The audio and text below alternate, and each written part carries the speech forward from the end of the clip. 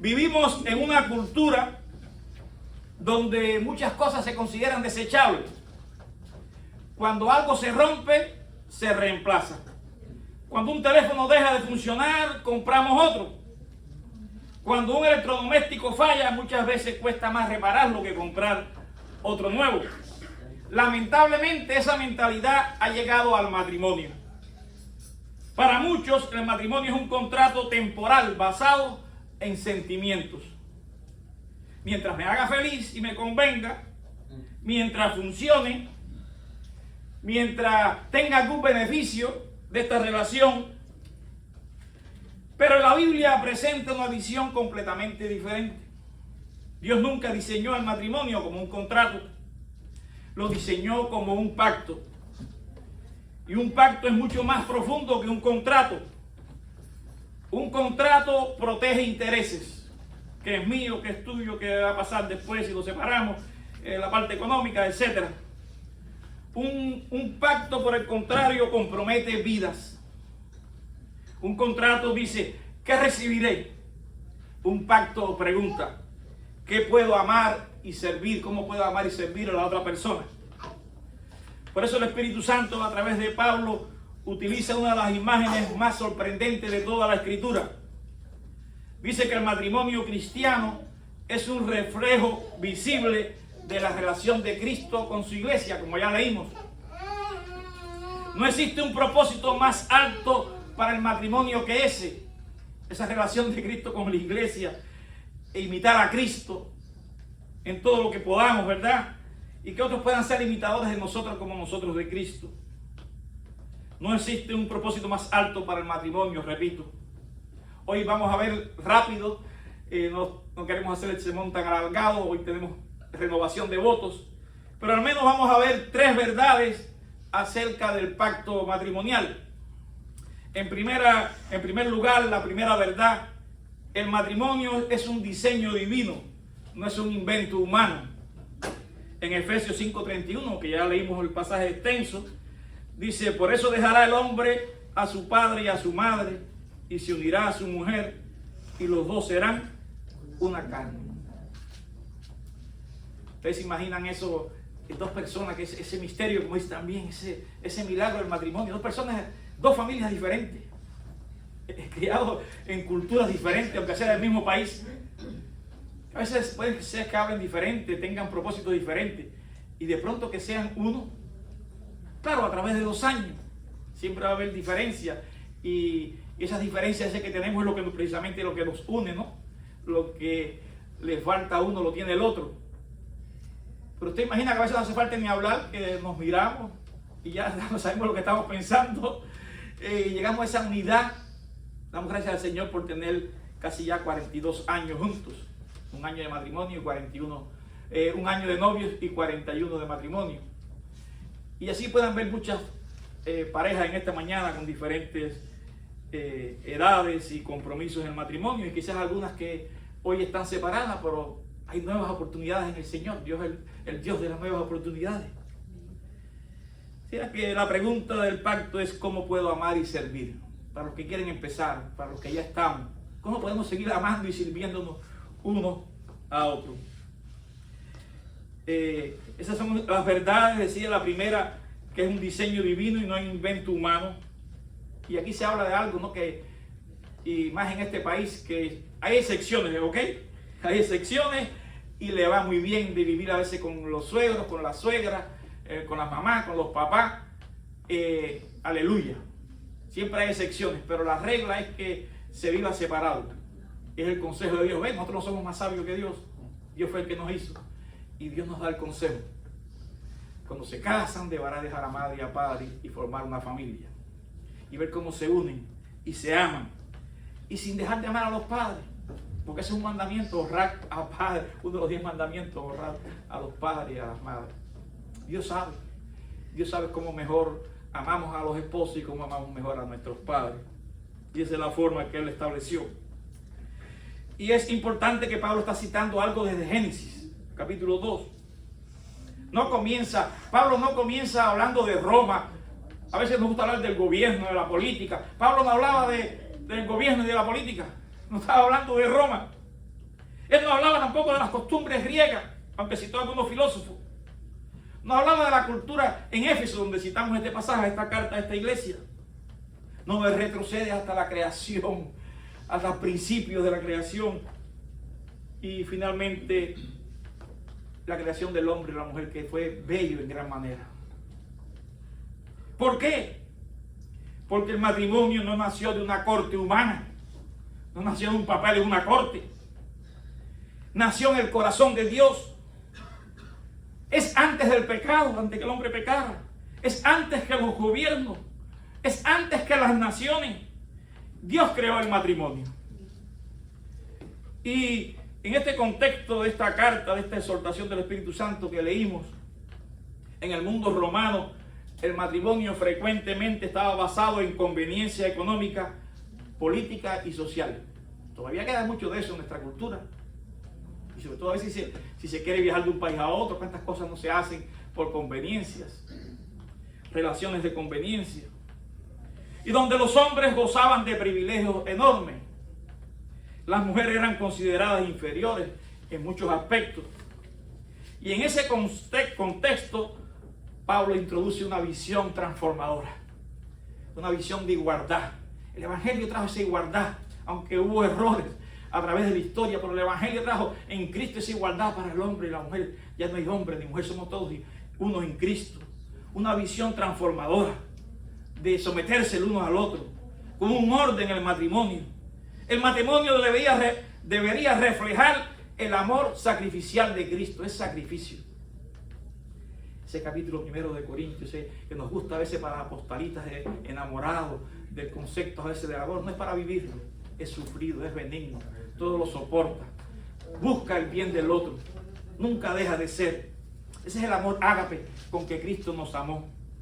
Eso era algo radical para la cultura.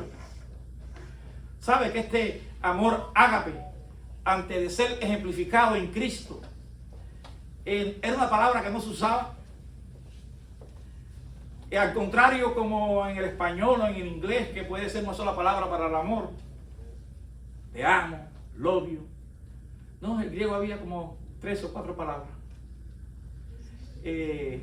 Estaba el storgo, el fileo, que nos viene de Filadelfia, esa relación de compañerismo, el storgo, que es el familiar. Estaba el eros, que es uno de los que más se ve hoy, la parte erótica, que es la parte que más se ve en la sociedad, la parte de utilitario, que buscamos satisfacción sin compromiso. Y había una cuarta, que era la que estaba escondida y que en la cultura griega no se quería usar. Sí, el amor de la familia, sí, el amor de compañerismo, sí, el amor eros, pero el amor ágape, el amor de sacrificio incondicional, estaba en desuso. Y eso es lo que hace el Espíritu Santo. Toma esa palabra en desuso, que puede ser que todavía esté en desuso hoy, ese amor con ese significado, hasta que la muerte nos separe de un voto, de cualquiera que sea nuestra situación. Seguimos amando, no estamos mirando a la otra persona como un objeto utilitario. No, eso era algo radical, porque así fue como amó Cristo. Cristo no esperó que tú y yo fuéramos mejores para morir en la cruz. En esto muestra su amor de Dios para con nosotros, en que siendo aún pecadores, Cristo murió por nosotros. Él no esperó que tú y yo fuéramos mejores. Él nos amó siendo imperfectos. Y así tenemos que amarnos unos a otros con nuestras imperfecciones. Entonces la pregunta más importante que tenemos que hacernos no es qué dice mi familia, no es qué digo yo, no es qué dice la cultura, porque estamos en el siglo XXI, esto es un libro anticuado, esto no es lo que me dice la universidad, esto no es lo que me dice mi intelecto, no, es que dice el Creador, que dice tu Creador, que dice el Rey de Reyes y Señor de Señores. Si Dios diseñó el matrimonio, entonces Él conoce mejor que nadie cómo funciona. ¿Estamos aquí? Amén. Si Dios creó el matrimonio, que es el que mejor sabe cómo funciona, no eres tú, no es la cultura, no es el intelecto. Y ya le puse ejemplo hoy, realmente cuando nos hacemos muy sabios, a veces nos hacemos necios, como dice también la Escritura. Muchos creyéndose haciéndose sabios, se han hecho necios. Y después lamentablemente tenemos que ver las consecuencias. Una esposa le preguntó a su esposo, que había salido al mercado, y lo llama. Le dice, amor, ¿recuerda qué día es hoy? Ay, ay, el hombre entró en pánico. Pensó, ¿será el aniversario que se me olvidó? ¿Será el cumpleaños de mi esposa? ¡Ay, qué fecha importante habré olvidado! Y corrió a comprar flores, chocolates y una tarjeta para su esposa. Cuando llegó a la casa orgulloso, dice de ella, ¡ay, mi amor, gracias, qué lindo! Pero solo quería hacerte saber que hoy era el día de sacar la basura. ¿Sacaste la basura?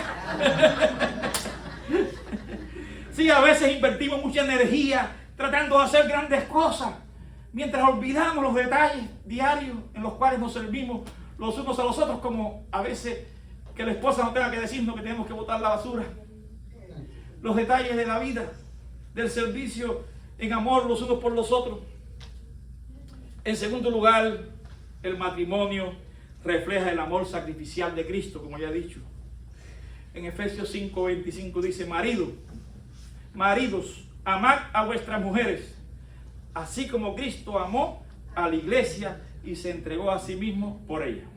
Vimos como dice, someteos unos a otros, es una relación de sometimiento mutuo. Después hay un mandamiento especial para el hombre, amad a vuestras mujeres, como Cristo amó a la iglesia. Y después a la mujer otro especial que dice, someteos a vuestros esposos. Y entonces esto a veces, hoy en día de la libertad de la mujer, estas cosas se toman porque no interpretan la Biblia, la ven solamente con esa frase, como que, ¿cómo es eso que debe estar sometido a mi esposo? No, no es ese sentido de falta de igualdad. La Biblia habla de igualdad, pero establece un orden. Como hay un orden en el trabajo, usted no puede ignorar a su jefe, al supervisor, al subdirector. Hay un orden en la familia, sin que por eso usted sea menos que el jefe, menos que el otro. No hay desigualdad. Porque miren, no tengo duda de que si un marido, un esposo cumple esto que dice aquí, la esposa va a estar contenta en su relación con el esposo, porque el mandamiento que se le da a la esposa, si pudiéramos decirlo, es hasta un punto de vista más fácil. Someterse al esposo, no en un sentido de esclavitud ni desigualdad, pero que se lleven bien. Ahora, al hombre, amar a la esposa como Cristo amó a la iglesia con ese amor sacrificial. Yo creo que si como esposa amamos así a nuestra esposa, ella se va a decir, sí, viejo, sí, mi amor, ¿qué quiere que haga? Porque es un amor que se entrega y que no es que lo diga, es que él lo hace, es que ella lo percibe, es que ella lo vive.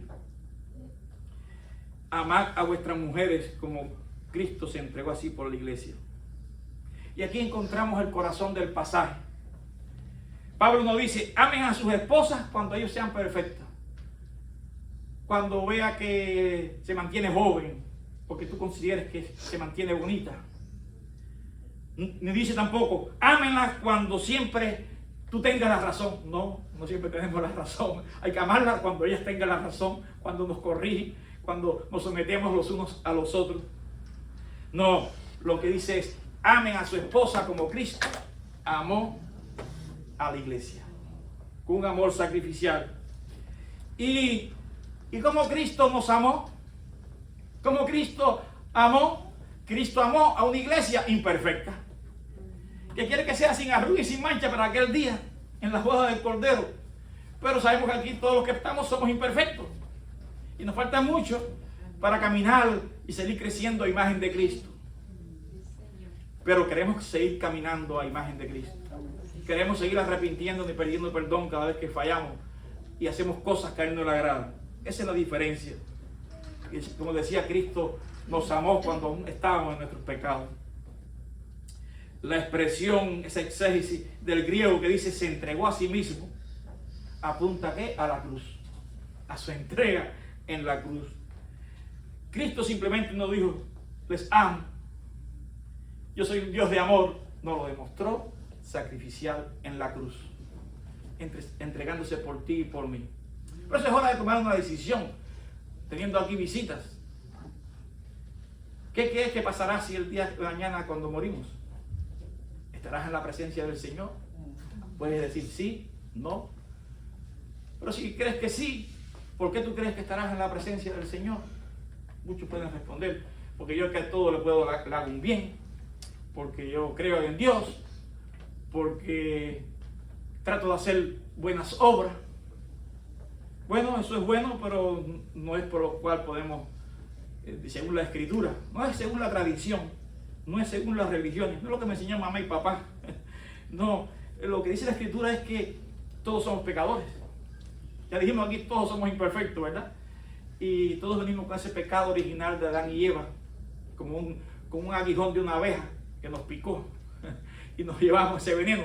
Pero ahora eso fue depositado, fue sacado de nosotros para ser depositado en Cristo en la cruz, para que ya se nos tenga efecto en nosotros. Qué tremendo, ¿no? Que ahora Cristo fue nuestro sustituto. Ese fue el papel que Cristo vino a cumplir, como el que iba a pagar por mis pecados, el que iba a derramar su sangre para darme perdón, una muerte expiatoria, el Cordero de Dios que quita el pecado del mundo. Así que yo un día, a mis 33 años, yo no me crié en una familia cristiana, quizás algunos todavía han llegado aquí a 33 años, así que yo debí haber cometido errores en mi vida de lo que dice la Biblia que no debía hacer. Pero un día leyendo la Escritura llegué al convencimiento y dije, pero si esto la Biblia dice que es pecado, y yo digo que yo creo en Dios, yo debo obedecer a Dios. Entonces un día me arrodillé, me arrepentí de mis pecados y dije, Señor, creo que tú pagaste en la cruz por mis pecados. Y empecé a mencionar todos los pecados que había leído en la Biblia, de aquellos que yo había cometido, los que me acordaba. Y te pido perdón por esto, por aquello, por lo otro, y te pido perdón por todo lo que no me acuerdo también, y lo que también cometeré en el futuro. Yo creo también que tú sufriste el castigo que yo merecía. Fíjense si el pecado es algo tremendo que tiene que ser castigado. Eso es una mala noticia, que yo tenga que sufrir por mis pecados. Pero la buena noticia es que Cristo sufrió por ti y por mí, para todos los que lo reciben. Eso se llama evangelio, buenas noticias. No está supuesto que tú te quedes con ese castigo. Dios no quiere que nadie se pierda, sino que todos procedan al arrepentimiento. Entonces, usa el mecanismo que Dios empleó, porque es el camino, la verdad y la vida. Nadie va al Padre sino por Él. No es lo que tú creas, no es a mi manera. Él dijo que era a través de Cristo. Y aún universitariamente, yo estudié en la universidad, yo me gradué de una carrera universitaria, pero la Biblia no me daba contradicción a mi intelecto. Yo vi que todo tenía sentido. Porque, fíjense, que hasta de lógica, si yo puedo creer a mi manera, si el camino al cielo de todas las religiones son iguales, si yo puedo vivir como yo quiera, de todas formas Dios es bueno, no es un Dios, una barbita griega, no es el Dios griego. Entonces yo le decía, y usted puede decir, pero Dios, te equivocaste, porque ¿para qué vino Cristo, verdad? No hacía falta que Cristo viniera, si yo podía ser salvo por mis obras, si cualquier camino conduce al cielo. ¿Te equivocaste, Dios? No se hubiera quedado Cristo. No, cuando Cristo vino, Dios mismo, hecho hombre, es porque no había otra forma, y Él mismo lo dijo. Repito, yo soy el camino, la verdad y la vida. Nadie va al Padre sino por mí. Entonces, en medio de las dificultades, las pruebas que pasamos, nuestras propias pruebas que le contamos al principio, y que batallamos de salud, ustedes están batallando, sus familias, diferentes tipos de pruebas. Hermanos, esas cosas no pueden hacernos pensar de que Dios no nos ama. Dios no puede darnos más amor de que ya nos ha dado. Y que porque ahora me pasó algo, ¿por qué Dios permite esto? ¿Y por qué Dios? Bueno, ¿dónde estaba yo respecto a Dios? ¿Dónde está el hombre respecto a Dios? ¿Dónde estábamos nosotros? Porque Él dice, acercaos a Dios y yo me acercaré a vosotros. Entonces queremos vivir religiones con collares, con cintas rojas, con cruces, con esto, y que todo me vaya bien como una lámpara de Aladino. Yo froto y que Dios me bendiga, y si me pasa algo malo, entonces critico a Dios. No.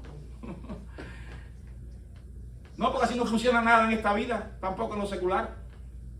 Pero como queremos seguir viviendo como siendo nosotros nuestro propio Dios, pues para que nadie nos diga lo que tenemos que hacer, no queremos rendirnos a Dios y nos pasamos la vida haciendo todo lo que los demás dicen. De escuela, universidades, en la misma familia, en los trabajos, en el tránsito, pero a Dios no. A Dios yo quiero hacer lo que yo quiera. Entonces, esto es algo a reflexionar, porque solo a través de Cristo alcanzamos salvación y perdón de pecado. Entonces yo me arrodillé con Romanos capítulo 10, versículos 9 y 10, y le dije, Señor, te confieso con mi boca que tú eres mi Señor, mi Salvador. Y creo en mi corazón que tú vives, que tú resucitaste de los muertos. Porque es importante también creer en la resurrección. Si en nuestra vida solamente creemos en Dios y no creemos en la resurrección, dice que no somos salvos. Todavía estamos en nuestros delitos y pecados. Y yo solo confesé y lo creí. Así que Cristo no dijo simplemente que amaba, Él lo demostró, Él pagó el precio, Él se sacrificó, Él murió, fue sepultado y resucitó. El amor bíblico ágape en los matrimonios siempre va a tener formas de cruz. Nos va a costar sacrificio. Y toda la vida cristiana tiene forma de cruz. Si alguno quiere ser mi discípulo, niéguese a sí mismo. Que reine en nosotros. No, yo no soy el que tengo que reinar, que reine Él en mí. Tome la cruz, los problemas que hoy me dicen que no puedo, y decir sí puedo para seguir a Cristo. No es vivir solamente de las redes, de los TikTok y de creer a mi manera, sin leer la Biblia, sin obedecer. El amor bíblico siempre tiene forma de cruz. Algo para los esposos. El liderazgo bíblico de que hablamos no es autoritarismo, no es dominación sobre las esposas, no es maltrato, es servicio, es sacrificio, es protección, es humildad. El esposo debe preguntarse, atención esposo, tanto cristianos como no cristianos, discípulos o no discípulos, mi esposa se siente más cerca de Cristo por causa de mí, por vivir conmigo. A ver, pensemos esto. Mi esposa, yo siento que ella se siente, valga la redundancia, más cerca de Cristo porque ella vive conmigo. Yo soy el guía, el sacerdote, yo soy el que estoy orando, yo soy el que estoy llevando a la familia a Cristo. O ella es la que está llevando, como decimos, la batuta en la familia, el sacerdocio en la familia. Como esposo debemos dar esa seguridad en el hogar de que nuestra familia se siente más cerca de Cristo por nosotros llevar el liderazgo cristiano, además de la provisión que puedan llevar juntos el uno y el otro. A las esposas, aquí el Espíritu Santo les habla a las esposas de respeto y apoyo, no como inferioridad, son iguales, sino como una hermosa cooperación dentro del diseño de Dios.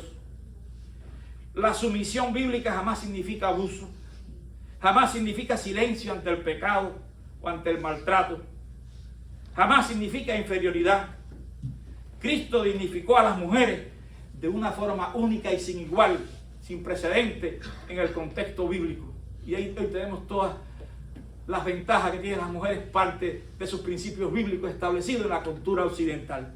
No en otras culturas, se ve en la cultura occidental. Hay todavía otras culturas y todavía quizás hay mucho que mejorar, pero todo lo que se ha logrado ha sido en medio de estos principios bíblicos, en medio de la cultura occidental. Por último, y en tercer lugar, el matrimonio es una predicación viviente del Evangelio.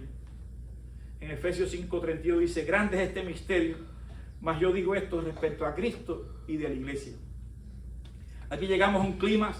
Pablo nos sorprende. Pensábamos que estaba enseñando acerca del matrimonio, pero termina diciendo, estoy hablando de Cristo y de la iglesia. El matrimonio es una ilustración del Evangelio. Cuando un esposo perdona, está predicando el Evangelio porque Cristo nos perdonó.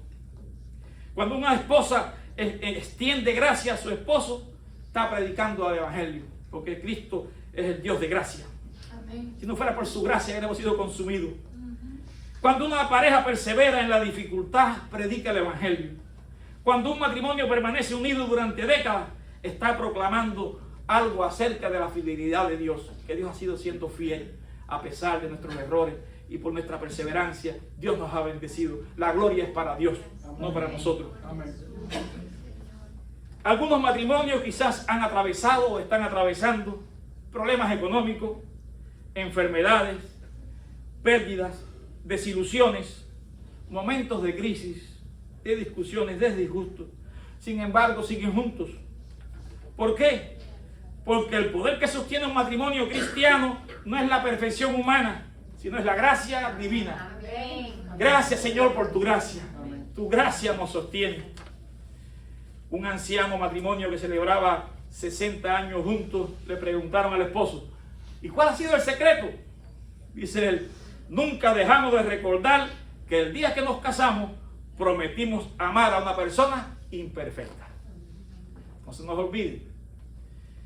Llegará el día que ya nos luciremos tan lindos como los jóvenes, no sin arrugas, con más arrugas y con más achaques, pero decidimos amar a una persona para los ojos del mundo imperfecta, porque todos somos imperfectos. Y eso fue lo que hizo Cristo con nosotros. Eso es el Evangelio. Cristo ama a personas imperfectas. Es hora de que vengas a Él te arrepientes de tus pecados y los recibas como Señor y Salvador, creyendo que murió por ti, sufrió el castigo que merecía, derramó su sangre para darte perdón y resucitó. Hoy es día de salvación. En conclusión, hoy celebramos matrimonios de diferentes edades.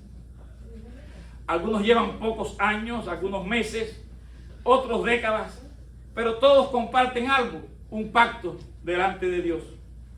Y ese pacto apunta a uno mayor, el pacto eterno entre Cristo y su iglesia. Por eso vamos a renovar los votos matrimoniales hoy. No porque el matrimonio y los matrimonios que se paren aquí hayan sido perfectos, sino porque Dios es el perfecto, es el que ha sido fiel. No renovamos votos porque nunca hemos fallado. No, hemos fallado, sí hemos fallado. Pero renovamos los votos porque la gracia de Dios nos ha sostenido en nuestro hogar, en nuestros hogares. Y hoy declaramos nuevamente, con la ayuda de Dios, seguiremos caminando juntos hasta que Él nos llame a su presencia. Que el Señor nos bendiga.